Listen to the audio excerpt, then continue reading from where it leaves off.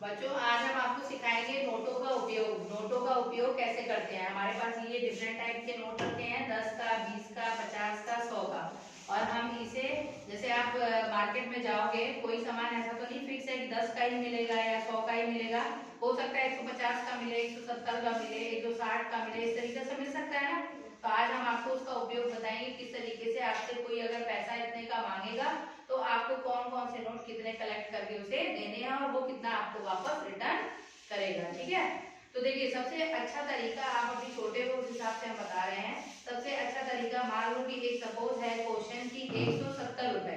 ठीक है, क्या है, 170 रुपए। तो सबसे पहले आप अपने आप से, जैसे ही आपको कोई रुपए बताता है तो हमने आपको स्थानीय मान बताया है और विस्तारित रूप में लिखना बताया ना। तो उस तरीके से आप पहले अपने दिमाग में विस्तारित रूप का सोच लीजिए। तो ऐसे लिखते हैं ना हम लोग। तो अब मेरे दिमाग में आया कि हमको एक 100 रुपए का नोट देना है और एक 50। अब 70 का तो नोट होता नहीं है, तो 70 का नोट नहीं है तो हम क्या करेंगे, एक 50 का नोट दे देंगे और एक 20 रुपए का नोट। हो गया 70 रुपए। अब अगर आपके पास 100 रुपए का नोट ना हो, जरूरी तो है नहीं कि आपके पास 100 का ही नोट हो या 20 का नोट हो या 10 का हो सकता है आपके पास 50-50 रुपए के नोट हो।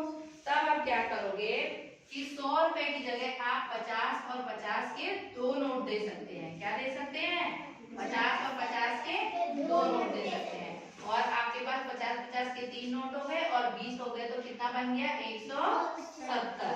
ठीक है, और 100 का और इसको 50 और 20 में तोड़ देंगे तब 20 बन जाएगा 170। अब 50 के मान लीजिए 3 नोट ना हो, आपके पास हो सकता है 10 के नोट ज्यादा हो या 20 के नोट ज्यादा हो। फिर आप क्या करेंगे, मान लीजिए कि आपके पास 50 के दो दो नोट थे, तो आपने गिन लिए 50 और 50 कितने हो गए, 100।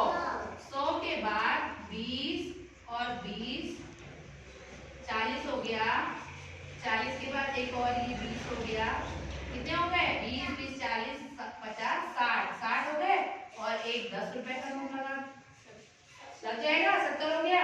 50 और 50 100, 20 और 20 40, 40 और 20 60, 60 और 10 70 हो गया ना। ये भी 170 हो गया। अब देखिए, हो सकता है कि 10 के ज्यादा नोट हो, 20 के कम हो, तब आप क्या करोगे, 50 प्लस 50 प्लस 20 प्लस 20, ये 20 20 के हो जाएंगे 10 10 के, और ये 10 का, और ये हो गया 170। तो चाहे तो आप 100 का एक नोट 50 का और एक नोट 20 का दोगे तो भी आपका 170 रुपए हो सकता है, या फिर 50-50 के एक दो तीन नोट और 20 का एक नोट, तब भी आपका 170 हो जाएगा। फिर या तो 50 के दो नोट, 20 के आपके तीन नोट और 10 का एक नोट, तो भी 170 हो जाएगा।